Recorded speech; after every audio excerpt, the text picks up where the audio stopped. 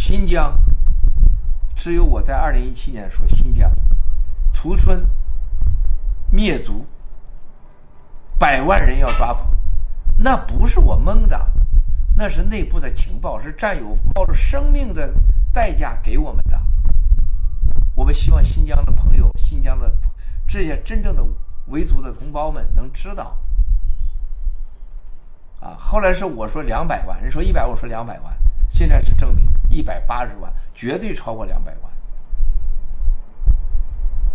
我看到了今天这个在上午我直播以后，好多战友给我发来的信息，提供了更多的新疆的料。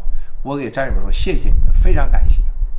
我可以告诉你们，当你们看到新疆人和西藏人被杀害、被强奸、被轮奸、被活埋，那些孩子的惨叫的时候，你会知道共产党是天下最大的魔鬼。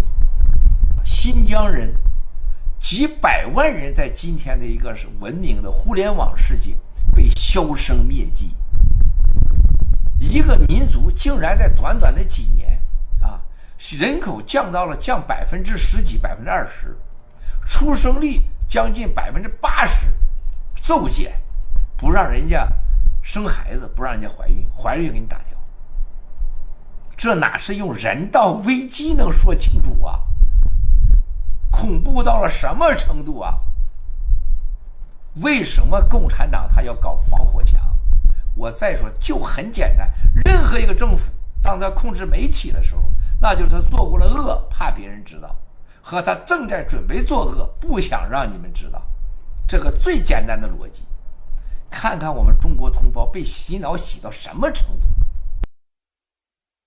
你和郭宝胜你和什么这个王导你和这个一帮子假牧师，你在美国你到处招摇撞骗，你竟然是你说你多丢中国人吧？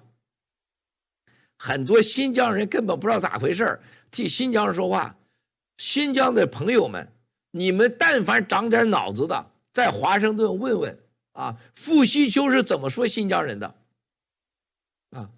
我多次见过政府官员都说，傅西秋说新疆人大多数是暴徒，不应该救，很多都是恐怖分子竟然很多新疆人和傅西秋走在一起去。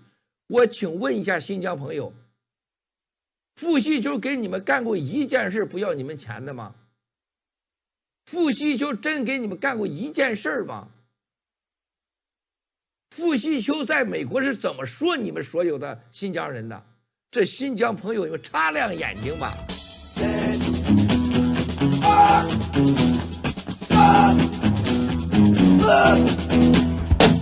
问问天了，不明的还有多少年？